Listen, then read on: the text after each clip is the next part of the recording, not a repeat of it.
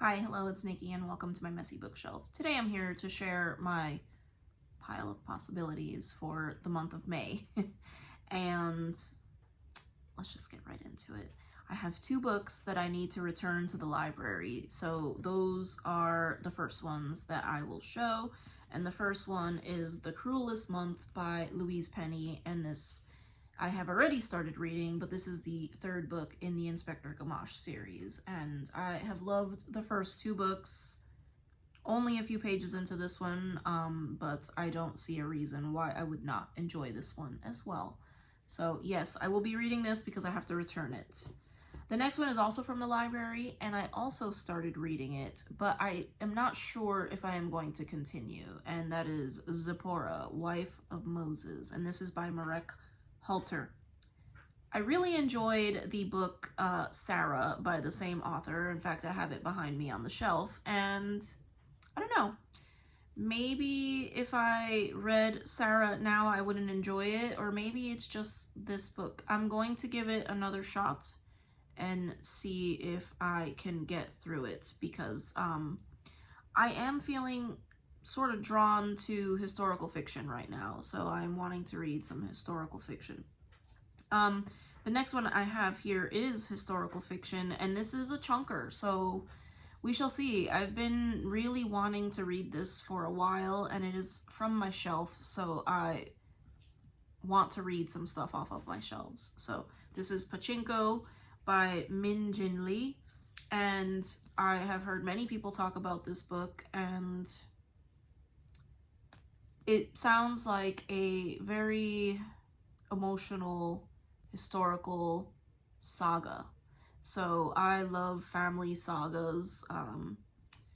So I don't know, we'll see. I'm gonna give it a go and see where we get with it, because I have been wanting to read this for a very long time. But from what I understand, this is about a young woman, I think in Korea, right? Yes, in Korea.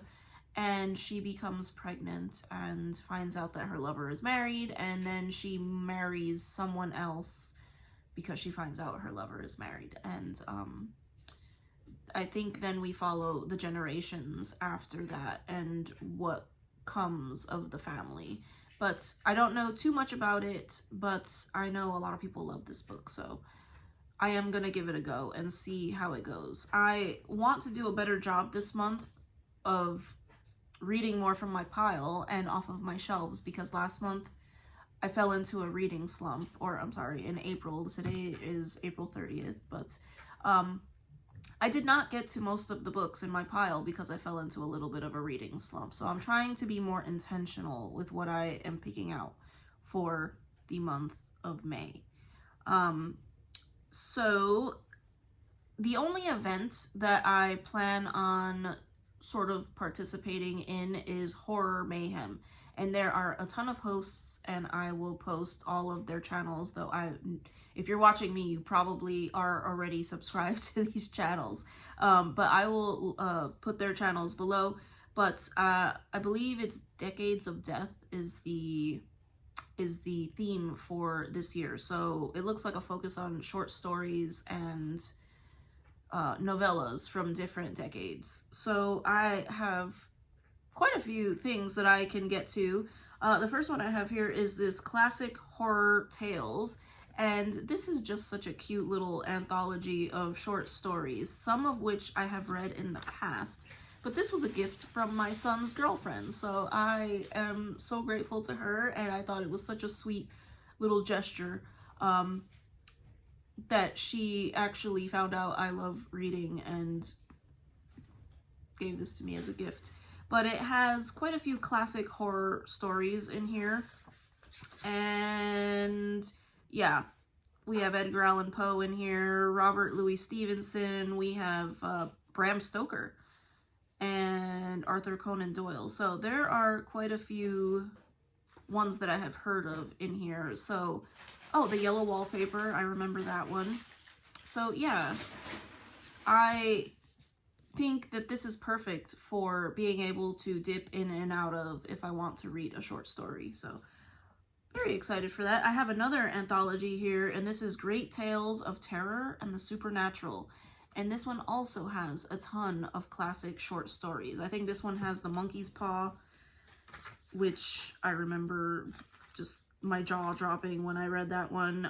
There's some Edith Wharton in here. There's Joseph Sheridan Le Fanu, even Charles Dickens. So I am actually pretty excited. I have not read from this one specifically, though I have read a couple of the stories that are in here. So between this and this, I think that I am set for some horror, because, you know, who doesn't love a good horror short story? I also have this that I have not read since for at least the last probably 9 or 10 years, but this is another collection of short stories by Roald Dahl, his adult stuff, which are incredibly creepy. I read these a long time ago, about 10 years ago, and I remember a couple of them. And I'm sorry, my dog is here in his bed making a ton of noise, so. But like I was saying, I have read all of the stories in here, but I don't remember all of them. And I remember them being very, very creepy when I read them. So this is also perfect for horror mayhem. So I will probably read at least one of these, but again, we'll see. We'll see. I don't want to have another month like last month where I completely got derailed because I just was in a mood and falling into a slump. The next one I have here is one that has been on my shelf for years. I would love to finally either read this or at least try to read it and decide if I hate it and then, you know, unhaul it. But this is Dracul by Dacre Stoker and J.D. Barker. And this is a fictional, obviously.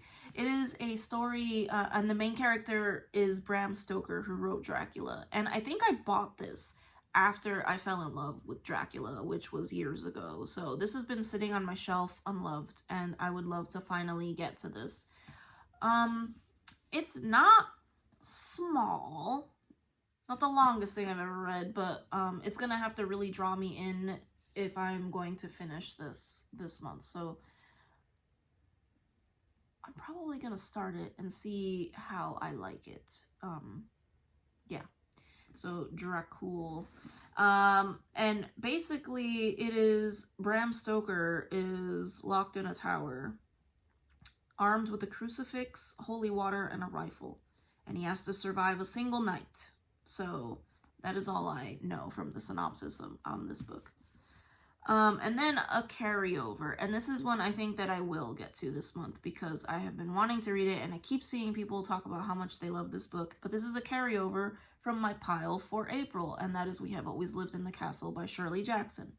This is one that I bought after I read The Haunting of Hill House by Shirley Jackson, and then never read it. So I would love to finally get to this one. And yes, I think I will. Unless I absolutely hate it when I start reading it. It's very short. I have been wanting to read it. It's been on my pile of possibilities for over a month now, and it's been on my shelves for longer than that. So We Have Always Lived in the Castle. And then one that I had picked up at the used bookstore for $1 is Oryx and Crake by Margaret Atwood. And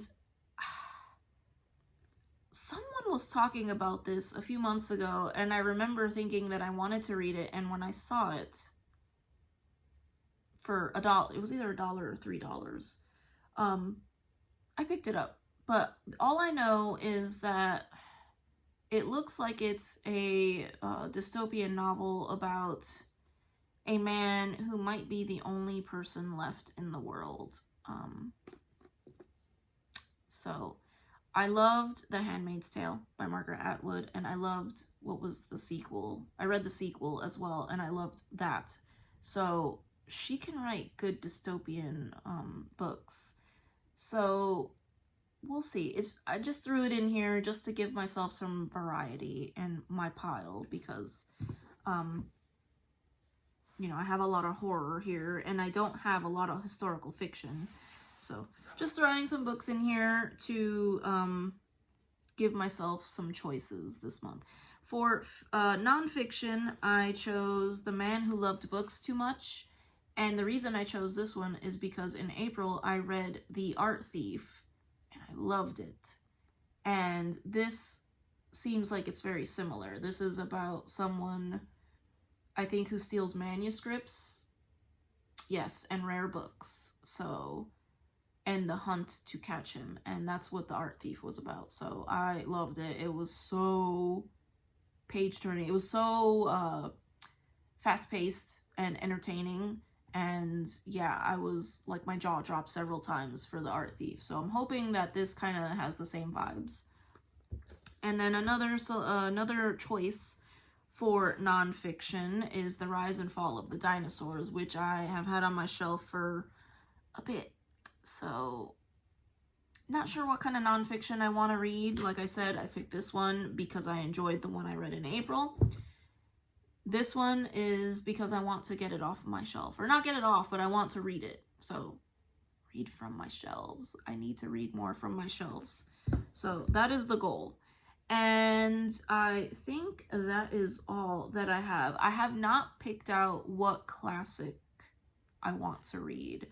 I'll be honest, I'm actually considering making myself a TBR jar just because I spend so long sitting in front of my shelves trying to decide what do I want to read. So yeah, I might do something like that, but I might do like a mood TBR jar. That's kind of the vibe that I'm feeling right now. But I'm sorry if you have been listening to me ramble all this time, but that is all that I have so far in my pile.